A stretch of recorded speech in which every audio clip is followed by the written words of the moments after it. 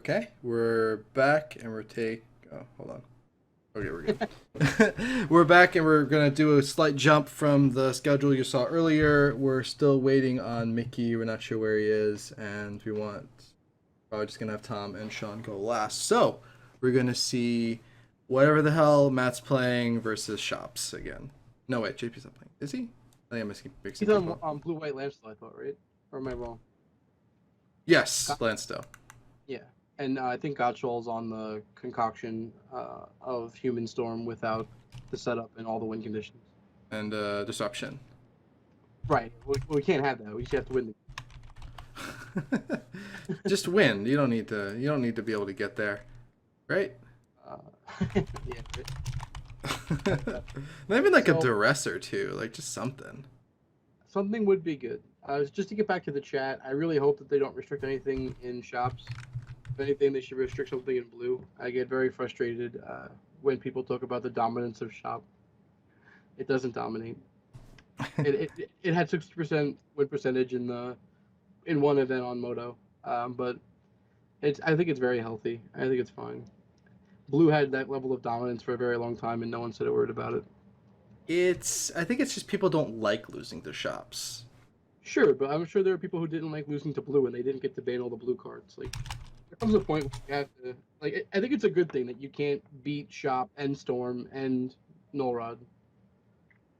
Uh, sure, Matt, 66. Let's go 70. I don't care. Like, you shouldn't be able to win every single match, Right. and you should have bad matchups. Shops does have bad matchups. Nobody plays them on Moto, therefore Shops wins a lot. Like, Yeah, bugfish or whatever. I just never want to face out of shops. They just we have a mulligan from Gottshall. He's gonna mulligan again. That's a good point, Ryan. The people who don't like blue aren't in the Hall of Fame yet. Okay, so Gottshall keeps his 5. It's pretty loosey goosey. I don't know what we're doing with this. turn one tinker pray. He can't even turn 1 Tinker. He needs Turn to two mock. tinker. Turn tinker and pray. The problem is turn 2 Tinker walks into Mana Drain and he loses. He also gets Wastelanded, potentially, which actually would be good for him. So this is a weird case where not Wastelanding would be better for JP. But doesn't Gottshall not have a robot? No, it gets jar. Yeah, but that's you can't do that against Landstill. It's terrible. Maybe Sphinx. Hold on, there's so many one ofs in this Isn't it a list. robot? I gotta check it out. Isn't it a Sphinx in the sideboard? Is this Sphinx in the sideboard? I'm pretty sure he doesn't have a win condition main deck. Yep. Yep, Sphinx is in the sideboard. So Yeah. this gets memory jar? He gets memory So- jar. Yeah, we have 2 choices for JP. If I'm in JP shoes, I definitely go for Mana Drain, which he does. I like it. So now if Gottshall goes for Tinker, he's just out of the game. Yeah. He's gonna do it. He's gonna walk into Drain, and that's gonna set up a really big dig through time for JP. Right? JP's gonna have 8 mana on his turn because of Drain.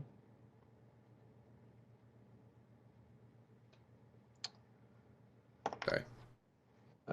Okay, so Gottshall's passing. That's interesting. I guess he knows that JP has a million counters, so he's just playing. The problem is against Lansley, you can't afford to like just sit and go because they're gonna draw the counters, right? Not even that. Like it's gonna be always better for them to draw go because they play more lands than you.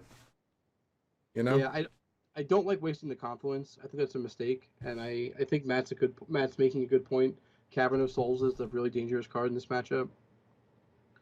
I would 100% hold this Time Walk. There's no way in hell I would cast it, which means Gottshall will. Yeah. So, like, you want to hold your Time Walks for value, just to people who are watching. Explore. You don't want to cast Explore. If you want to play Explore, just play the card Explore. You get to draw a card and play another land, and you're good. Yeah. And there's a lot of other cards that interact with Time Walk in your deck. Like, he plays Dark Confidant. He plays a number of other things that you want to just draw a card in between. And so I really just disapprove of throwing out a Time Walk. Now, if you're going to die, cast your Time Walk. If you have a play the next turn that you wouldn't be able to make and you think there's a window, cast your Time Walk. But in a situation like this where you're both just playing draw go, I see no reason to just throw a play like that.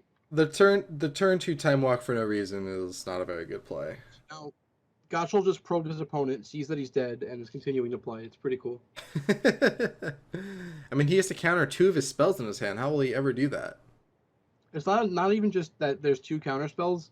If your opponent has two counterspells, that means the third one of Mind Break Trap is turned on. Like No, these do one at a time. It's gonna be one at a time. That's all he's really got. well, it depends. Like usually the Storm deck has to try to explode, right? Is this a storm deck? Like it doesn't even have ritual. I It don't is know a what this Storm. deck. It's just not like so. What it's supposed to do, the way that Matt Murray had built it, is it uses a whole bunch of small incremental advantage cards to set up for a one big turn, right? And then that went away because Matt Gottshall cut all of the incremental setup cards and just put a whole bunch of win conditions in. So his deck is a whole bunch of haymakers, and I really don't feel it's comfortable to win against a lot of stuff. So in chat, they're talking about a lot of older decks that do better against shops, and they're right. There's a bunch of really good decks that can beat shop, but it's not being played because tokens pushes them out of the meta. But my problem is that people are just complaining that tokens beats them, and or like they're complaining now that shops beats them, and that they won't play the decks that beats shops because tokens will beat them. And it gets into this big circle where like I can't play this deck because this deck beats me, and that deck beats that deck, and then like, well, you have to lose to something. Yeah, Uh, you that's have. really what it comes down to. I get very frustrated when people are like, "Oh, I don't have 100% win percentage. It's clearly we need to change the format." Like, come on, guys. You're supposed to have Like bad matchups. That's part of the deal. you have what 30,000 cards in Magic? I mean, it's not even. Let's say there's 1,000 vintage considerable cards. That's a nice thing that Brian Kelly came up with. Vintage considerable cards that could be vintage playable but aren't inherently like we have the raw power cards, like all the restricted cards, a bunch of other things, but there are cards like that are on the fringe. Like I love Is It Charm. People love other cards that are on the fringe of this card could be really powerful or this card could just be not that good. Some things kind of build up steam. Like Sylvan Library really picked up a lot of popularity in the past year. People weren't playing Sylvan, and now you're seeing a lot more Sylvans. And I think a lot of Uh, it's we have such a huge card pool that certain things are considered, and then it slowly gets better and gets some attention. Well, Sylvan's all because of Brian, right? Like we can say whatever we want, but Brian found Sylvan, played it in his Oath deck, and put up a bunch of results, right? Yeah. Uh, and then that he from there he put it into his mentor deck and put up a bunch of results. And Rich Shade took that and put up a bunch of results. So I think it all traces back to Brian's love, deciding to play a fifth enchantment. And of all the things that he innovated in his uh, championship deck, I really, really like the Sylvan Librarian Oath. It pulls a lot of things together. It was probably the best individual piece of technology that he uncovered. I really like that a lot. So we have a colorless floating, and we just threw away a will into a known mana drain, I so that guess we can cast Tinker into a known force of will. Is that what this I Matt Gottschall play is? I don't know. When the best part is, even if we have something after that, we're gonna throw that into Mind Break a Trap. mind break trap. Not Very, very sure. yeah. Oh, you just Mind Break Traps it. Was there another spell? There must have been another spell. Maybe the Mox was this Oh turn. yeah, the Mox. Yeah. Yeah. So instead of making him use the force, he gets the mind break. Yep, he gets to cast a spell for free. A free Force of Will. I think Right. if free Force of Will was the thing, Brian would like it a lot more and play. By the way, a three Force of Will deck from Brian this week. Just saying. Yeah. I mean, I love Brian. I love Brian. Force of Uh, Torok. there no like so I disagreed with him with the Oath deck because that deck really needed to have Oath or it needed to have Force of Will in certain spots, and I really like the fourth one, but I understand why he didn't do it. This deck with four gushes, I really think it needed it, but we'll see. I mean, he beat me last week, right? I thought my deck would pull a little bit, but I had two sketchy keeps in games 2 and 3. Game 2, I had a guaranteed counterbalance because I had all three of them in my hand, and I really valued counterbalance over much in the matchup. I didn't see enough of his deck, but I saw a tendrils, so I wanted to make sure I had counterbalance. And then Wait, isn't Counterbalance versus Tendrils? That doesn't work, right? Because it's when the spell is cast and Stormcappers are well, put on the stack. it doesn't beat tendrils of agony. It Okay. beats Dark Wall and all the cards to set it up, right? Like Right. Yeah. it's very hard to get to a powerful tendrils in the face of a counterbalance. It's doable, but it's typically hard, especially if you compare the counterbalance with a divining top. Okay, Like, so we have a dig through time. The dig through time was really nice. Dig through time netted him Crucible of Worlds and Standstill. Uh, yeah, I mean, I think JP's Patient Doctor win more. I don't like casting the standstill before the Crucible. right. That's what No, I was gonna say. Yeah. and we know we have double force, so I would have just waited on that. I would have potentially played EE for 0 and taken out my opponent's mana Mox. sources. Yeah, I would have done an end step, so it's possible that we get another Mox or something, because I don't know. But like from here, we're just gonna beat down with Factory for another 7 turns. Oh Oh, yeah, the clock very has kind. just been sped up. I Maybe. like Fairy Conclave. I don't know. It seems really bad, but So JP and I have talked. This conclave should be a celestial colonnade. He didn't realize colonnade flew. He's oh, playing conclave because it gets over moat, which is fine. Um, I really like Colonnade. I think it really needs its time in the sun, to be honest. well, I love colonnade. I really, really wish it didn't cost 5 to activate. If it was Yeah. like 3 mana for a 2/2 vigilance flyer, I'd be a lot happier for its vintage playability. Did he just play a stand? All right, so No spellbomb. Gottshall's running up that Nile spellbomb because that's really important in this matchup. I I don't know. okay. He doesn't have much. He should just play Lotus and just cast tendrils here. Just stall. Just stall. I can't even. Oh, he countered it even better. I love it. Countered it. All right, that's 2 storm. So Lotus 3, tendrils him for 4. 8 life. Let's go. Oh, hold on, we can Hercules ourselves too. Oh We can yeah. we can get 2 more storm out of that. 12 life.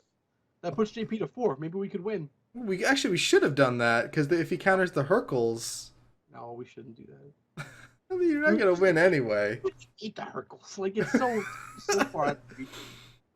I mean, if you're not gonna win anyway, not win with lose with style. What's people? They just don't know how to lose with style anymore.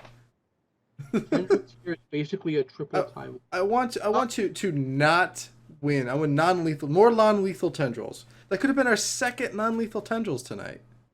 Yeah. Ryan, quadra time walk, and he'd still be heavily the dog in this situation.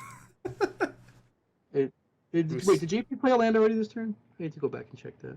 I don't think so. No, he didn't. He didn't. I checked. He led the conclave last turn. Yeah. Herculesing JP. Yeah. He herks JP. Oh man. See, and JP correctly did not use it. If Gottshall had waited to be able to get the factory involved with it, he would have gotten more value. But like, I don't know why we're still playing this game, because Gottshall knows he's never going to be able to do anything. Oh, Like, he found the cavern. yeah, but he knows that his opponent's going to just relay Crucible and waste the cavern. Like, Yeah, why did he even play the cavern? He has to hold the cavern for later. Like, it's just I I don't know. don't see where he's going with this. We know our opponent has Force of Will and 8 cards in hand. Like, And now you no longer have lands in play. yeah, well, eventually, but I would have held Cavern to hope to draw Salvagers to maybe get a win out of it, but Yeah. it's just like, even that, you have to expect the And they Lotus. you force the Lotus. Lotus is still a spell. But the attack from Twister. JP there is a mistake. I would have left Negate up. Here we go. Here's Twister. It's going to get forced, but I would have Yeah. rather used Negate on this. Right. If I'm EA force pitching Supreme Verdict, it's the worst card in our hand by a mile. Yeah. You're not Supreme Verdicting much in this match. Actually, there's a bunch of creatures in this deck. There are a bunch of creatures, but none of them matter. Like, we can counter them all, and we have Jace to bounce anything we can't counter. I'm just negating. Yeah. Oh wait, no, he force pitched Negate. I don't like that. I would have killed the. I don't know. I mean, he's afraid of Grand Abolisher. Okay, so he's just double forcing here. So now we have to cast this Jace because we're out of counterspells. Okay, so he forced Lotus and then he just cast Time Twister and he forced Time Twister. Yeah, I mean, so Gottshall pushed the pressure and the tempo, which is really good for him. I mean, he's now down to 2 lands, 2 mana. So here I definitely cast Jace Brainstorm and waste my opponent. Actually, I don't Brainstorm. I Fate Seal my opponent. Yeah, that's definitely better. I waste him and Fate Seal him. Let's see if JP has the discipline to do that. I like EE on 0. I don't like using it here.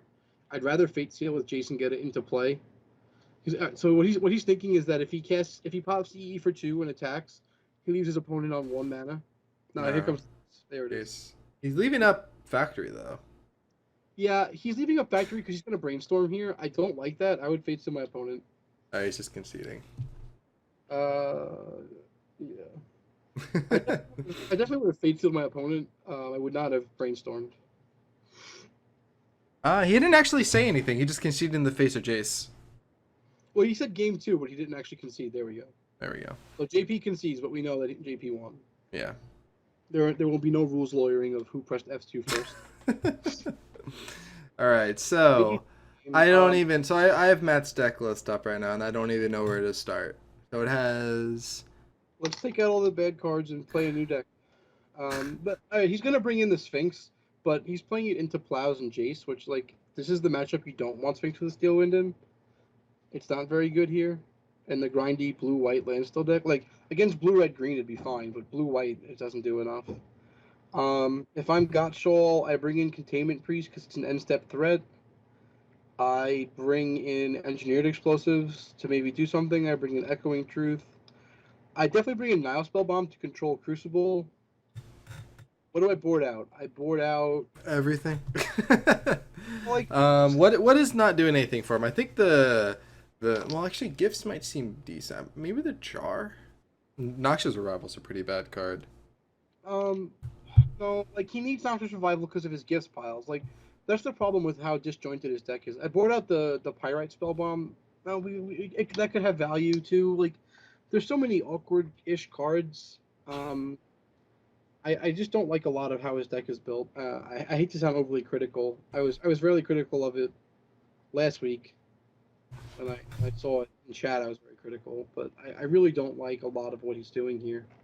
It's just, yeah. Well, like, no. This hand seems to be a little better, but like, imagine if he had like some counter spells to draw into with that ancestral. Like if this ancestral gets mental messed up, he can't do anything about it. Yeah, I mean, we know JP doesn't have that. JP's hand's actually not very good. I don't like JP's keep. That's super disrespectful and greedy. So JP's keep has actual nothing besides Force Mana Drain. He's looking at top deck. He scried a Voltaic Key to the bottom as well, Matt. That's Gottshall. Gottshall did that. Yeah. He scried Voltaic Key. Mulligan. Matt mulliganed and... Oh my... And so Gottshall did the upkeep ancestral play, forgetting that he mulliganed, which means he would still be at 7. Like, this is just like vintage 101. So we drew Factory. That does nothing. We're going to play Factory, and we're going to pass. We should play Mox off a blue spell, but like... this is not going well for JP. He kept a very sketchy hand. Barrow, right? So you can't even just go for Tinker here. Like, I'm gonna jam Mentor here, and it's gonna get countered Force of Will. But that's what I would do if I'm Gottshall. That's the only card that gives me a chance to win. But he's probably gonna cast Tinker or Intuition or something crazy. No, Mentor seems to be the perfect threat because you don't care if it gets countered, but it has to get countered. Everything else just makes it better. Oh, stop on upkeep. So he's gonna Intuition on upkeep. Told you. Like, why not just play Mentor? If I'm JP, I let Intuition resolve. There's nothing. Oh, he's doing Snap. He's going Snap on Ancestral. Yeah, I don't like this either. I mean, I guess in the long term, it's fine. I mean, he has to expose his white to do this though. He knows his opponent's playing Landstill. He's gonna have Wastelands. JP's gonna force this. He can't afford to allow his opponent to draw another 3 cards, present a win condition. I don't like just Ancestral. I was fine letting it resolve, but Snap. I guess we control Snap with Factory. Yeah, Snap can never attack, and I think it's better. I don't know. I mean, for future Yawgmoth Swells and stuff to stop the card on flashback.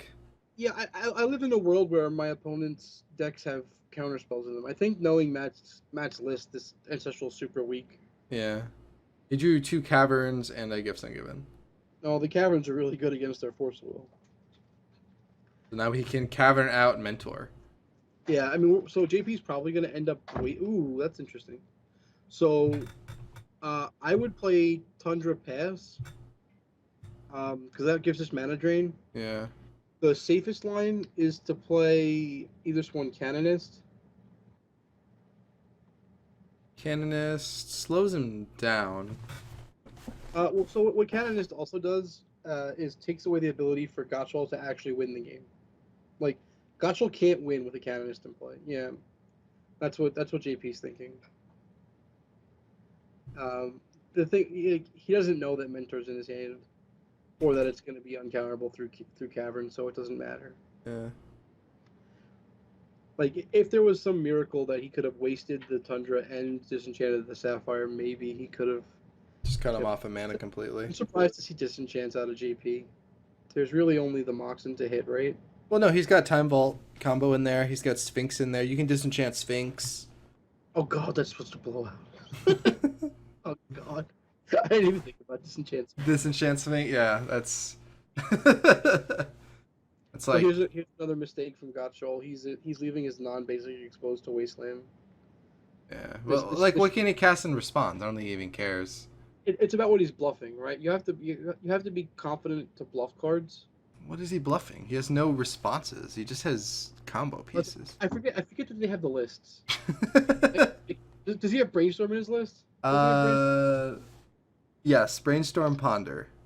Yeah, well, you can't cast Ponder on your opponent's turn, but you could bluff Brainstorm by leaving up. I guess you can bluff Brainstorm. I think that Mentor's going to seal the deal, though. Like, I don't. Even with Canonist in play, another factory actually gets interesting because you can pump your factory above the Mentor. Right, because Canonist prevents you from playing multiple spells, the growth from Mentor gets slowed down. Oh yeah, it's always going to be a 3/3. Right. Unless he draws multiple Moxen, because it's not artifact, it's Shards of Alara, so it's like it works well with its own shard. Sure, but the point I'm trying to make is that the factories can control the Mentor, even though the Mentor's like in play and Gottshall can cast spells. Like it's not the blowout. I like attacking the mana base. That's okay. Yeah, end of turn he's doing end of turn disenchant. Oh, so Gottshall's responding with intuition. Yeah. Or no, no, Gifts given. You just force that, right? You don't want to know what he's thinking of trying to do with that. Does make a monk. So normally I'd say we force it, but there's a lot of things that happen. What's his combo that he gets with Gifts Ungiven? So normally it's like Unburial Rites, Black Lotus, Auriok Salvage, or something else, right? It would be the whatever it's called, Noxious Revival. He already has Unburial Rites, so I'm going to imagine that this has Black Lotus in it because a Black Lotus combo doesn't get hindered by either Swan Canonist. I would imagine that we're going to see a Tassiger the Golden Fang, Auriok Salvagers, Black Lotus, and he has Lotus, Tendrils. No, Tendrils. You just hand him the Tendrils, right? Doesn't even do anything. You put I it haven't back. seen the cards yet. I don't like Tendrils at all. Salvagers, Pyrite, Spellbomb, and Black Lotus are a consideration right now. I don't like Pyrite Spellbomb either. Oh, he's doing it because it's a kill inside the Lotus, and the Unburial. He's playing around the Unburial Rites. I think he might get something. I don't know. He's not playing around Unburial Rites. He has Unburial Rites in his hand. That's what I meant. Playing with the Unburial Rites in hand and in mind. Playing around either Swan Cannon. This is what he's doing, which is 100% fine. Noxious here I give you Noxious Revival and Pyrite Spellbomb. Yeah. You gotta put Salvagers on top, and then but you can just counter it. If you counter you can't counter Salvagers because of Cavern. No, you can counter Noxious Revival. You're playing around your opponent having Cavern, so what happens if you just counter the Noxious Revival? You don't understand. The Unburial Rites is going to be cast twice, right? Like. Well, he can't cast Noxious Revival right now because he already cast a spell. He can cast Revival on his opponent's turn to start with. Okay, yeah, true. And second of all, he can just cast Unburial Rites. Right? Like, he doesn't have to Revival the Salvagers. He's going to try Revival. It's going to get countered on JP's turn, likely with Mana Drain. And then on his turn, he can just cast Unburial Rites. And if JP didn't draw a blue card, it's not going to matter. JP's going to have to wait another turn to win. What's going on? I'm trying to figure out all the things that are happening right now. No, this was an end of turn. This is an end of This is the Matt's end of turn. Matt's turn. Yeah, Yeah. revival and spell bomb to graveyard. Okay. Spell revival in hand. Yeah, that's what it is. Those two in the yard. Yeah, yeah. Okay, so we played the disenchant. This is all in response to disenchant. So, Right, but Matt's gonna have to discard another card because he's at 8. yeah. There's Oh, I Guardian. don't. That's a huge mistake. But he. Now, what that does is it allows JP to win the game off 2 counterspells. That's a big Yeah. mistake. He definitely should have thrown Pyrite Spell Bomb. It has 0 value in his hand. Yeah. That's just a very interesting mistake. He doesn't have the white to flash it back either. Not only does he have the white to flashback on burial rights, he doesn't have the white to activate his salvagers. Yeah, he doesn't even have. He tips his hand to what he's trying to do. Right, because Cavern is just cast spells, right? To play a creature spell. Yeah, not like it's activate. Yeah, so I think that the 4th card instead of Noxious Revival should have been Mox Pearl, but I still don't. I don't like the way that he's played out this game. What if he just got 4 0-mana artifacts to just get 2 more monks? So we're gonna see end of turn Noxious Revival. I would like JP to don't cast Brainstorm. Guess a brainstorm. You know he's got Noxious Revival. So what this does now is it allows him to revival Lotus. Lotus makes Unburial Rights. That's 4 mana. Leaves us 2 floating. Oh, he's got plow. That doesn't matter. Does it matter? If he goes all in on Salvager, he can just plow the Salvager.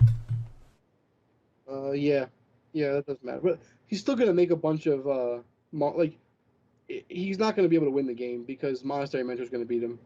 Yeah. He beat that angle. Okay, so he's sort of overloading him with threats right now.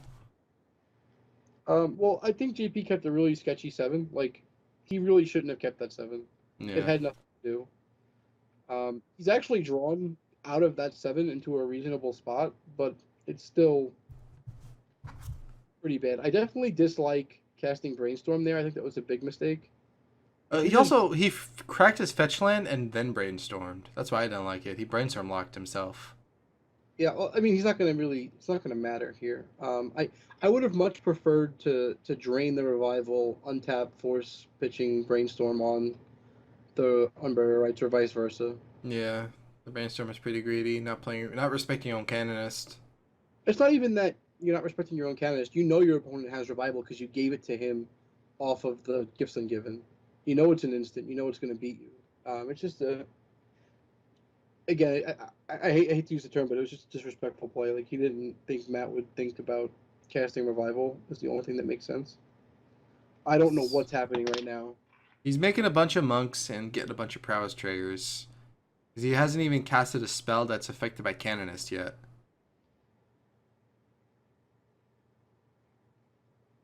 I would love to see JP Rules lawyer him and tell him that he didn't get the triggers on his monks and mentor.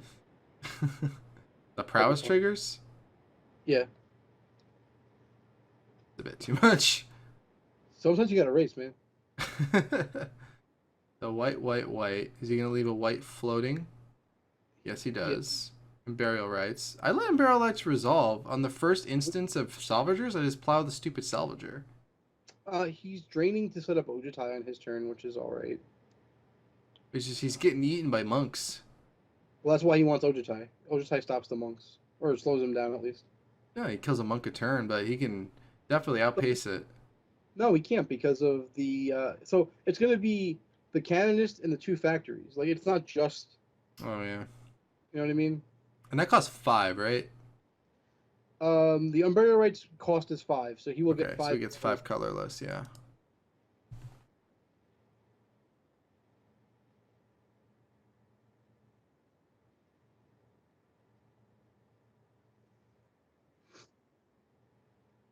$15? Wow. 1, 2, 3. 3 prowess, 9, 10, 11, 12, 13, 14. No, it's 15, yeah. Yeah. Damn. Alright, so he needs to draw... Wrath of God. How'd the spell bomb die? He He popped. He sacked. dropped. He just popped it. Yeah. Yeah, I think he's. I think.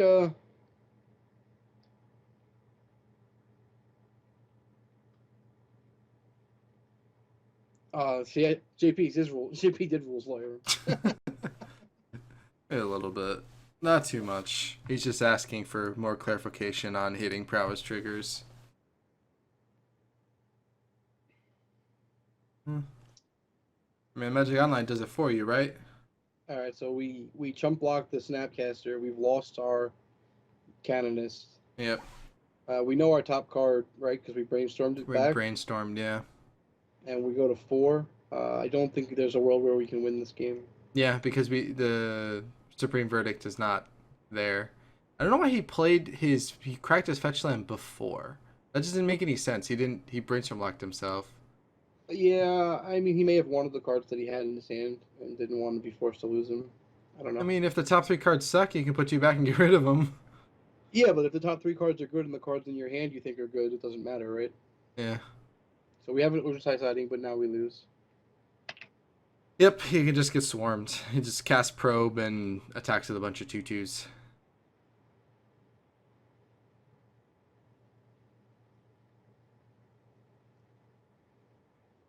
Swordsing the Mentor main phase. Wait, did he only send in 3 guys? Oh, we're still tapped. Those were Yeah, no, he's still summoning dead. sick, yeah. Oh, wait, no, it's 3 on board. He's not dead. He's not He dead. plays this he casts the probe and he wins, right? He casts the Yeah, probe, he blocks with a thing, and yeah, that's 6 damage. yeah. I mean, he could also just cast Twister for the Lawless Gates. Like, it doesn't matter. But he's not dead on board. Like, JP played clean to not be dead on board. I was not dead on board. He can block 2. No, he doesn't. Like, there's a chance that Gottshall doesn't have a spell. See, he immediately Okay, yeah. spell. Dead on board means dead to the cards that you can see. You obviously can't know your opponent's hand. Right. So we need a chance to check out JP's deck. So I don't even know you sided against his deck. He sided in the Canonist. We know that. Yeah, Maybe I mean, that's a sideboard move. the moat seems pretty good. I have to reload it. Something was going on where it was not loading correctly. But I mean, I would definitely bring in any card that interacts with Storm. I would consider Pithing Needle if it's in his sideboard. Let's see what we got. I would bring in either Sworn Canonist. I would bring in Steel Sabotages. I would bring in Tormod. I would bring in Rest in Pieces, not Tormod Scripts. Actually, I'd bring in Tormod Scripts because we don't care about, or we do care about our graveyard to a degree. I would. Oh man, that click's gonna be great if he ever finds it. Yeah. If I was GP, I'd board out a mana source, probably the Tundra or an island. Probably an island. I would.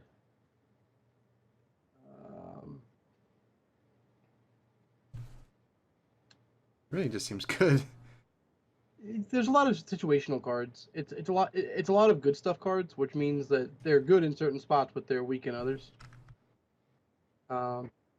Yeah, I mean, I would probably bring in a Cage, 2 Tormod Scripts, and a Canonist. That's 4 cards. I board out a mana source. I probably would have boarded out Ojjatai, but I can see why he left it in. All right, so let's take a look. JP's on the play. He has turn 1 Ancestral. He knows it'll resolve. His hand is super sketchy, but he's probably going to keep it. He's gonna keep it because he's got Ancestral. Yeah, but here's the thing. He doesn't want to just fire off Ancestral. Like, I would let my opponent start going. Yeah. We have Steel Sabotage in our hand. He's got first turn. Oh no, he can't. That costs white. And abolish it. That's a weird card. So that's one of the original Brian Kelly cards. If you actually talk to him about Dramoka, he'll explain to you that Dramoka did what Grand Abolisher did better, and it also did what Sphinx of the Steelwind was doing for him in his 7 creature Oath of Druids deck. It let him cut cut 2 creatures and put 1 in because Dramoka did both. Provide lifelink and flying and stop my opponent from countering my spells. So if I'm JP, I do not upkeep this Ancestral. I look to end step it. Yeah. I would let Mox Emerald resolve. That's not juicy enough for Sabotage. Soul Ring probably. If I see Soul Ring, I would definitely snap that off with the Sabotage. Yeah, he's going for Soul Ring. Yeah. Get out of here. I would sabotage this. I can see why if he chooses not to, but I would. Yeah, there it Yeah. is. So Matt's just gonna cast Scalding Torrent. I like that from Matt. Yeah, protect his stuff, because next turn he can go Cavern and play Abolisher. Ooh. Yeah. If I'm JP, I cast Ancestral now. Yeah, he needs Yeah. lands. Make a land drop. Mox Ooh, Pearl Pearl. do. Pearl's actually really good because it turns on our plows. Yeah. If he had gotten a land, though, with the... That would have been nice to be able to play the Standstill if he drew on a Oh, land. well, I mean that's super low value. Like he only plays to 2 Moxen, right? Like he's not on a full suite. We can't get Yeah. super greedy. I mean, he drew a Uh, Mox instead of a land. I think he could have gotten both, but yeah, you're right. He has so both of his Supreme Verdicts in his hand as well. yeah, so I think we're gonna get Grand Abolisher and Voltaic Key, and then next turn he's gonna tinker into Time Vault. That's what I would do. I mean, you just main phase plow the Abolisher, right? We're gonna do that, but our hand doesn't interact with Tinker yet. We're actually dead to the situation. JP's hand was all in on Ancestral, and Ancestral half bricked on us. Yeah, we just lost. Like we can't play Standstill because Standstill doesn't interact with Grand Abolisher, and if we plow Grand Abolisher, we can't interact with Time Vault. This is how confident he's feeling about the Tinker. Yeah, I mean, so JP has to try to mind game him. Like we're gonna play Conclave, Yeah. um, He but might. He just might not go for it, just scared of just no, getting his Tinker countered.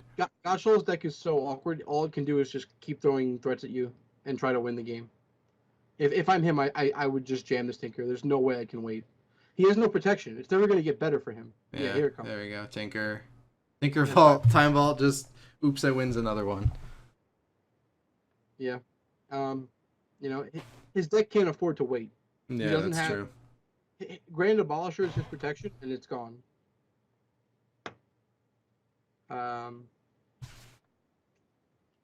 So What if he sided out the Time Vault and he's getting Sphinx right now? if he sided out the Time Vault, I'm gonna lose my mind because that means he left the key in.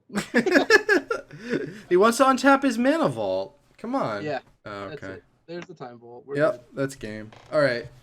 That's a rough match. Yeah, that's I think he will look back on his game 2 keep and realize that that's probably where he lost this match.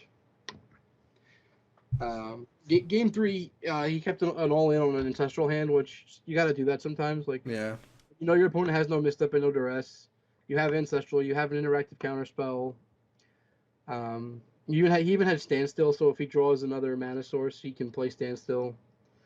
Yeah, if that wasn't a fair conclave, if that Standstill was, I mean, if the fair conclave was just an untapped land, it probably could have been a good board as well, because 3 more might have been able to net him the counterspell he needed. Yeah, I mean he needed specifically Forceful Will there, but yeah, he could have hit that off of the Ancestral or the Standstill. And that's a rough. Again, I think he lost that match in game 2. That's what I would contend. Yeah. I really dislike the decision to keep that hand. It really did nothing. He had 2 spells he couldn't cast, 2 factories or a factory in a wasteland. Like I really. Yeah, Really that was yeah. All right, so we'll be back with our 4th match.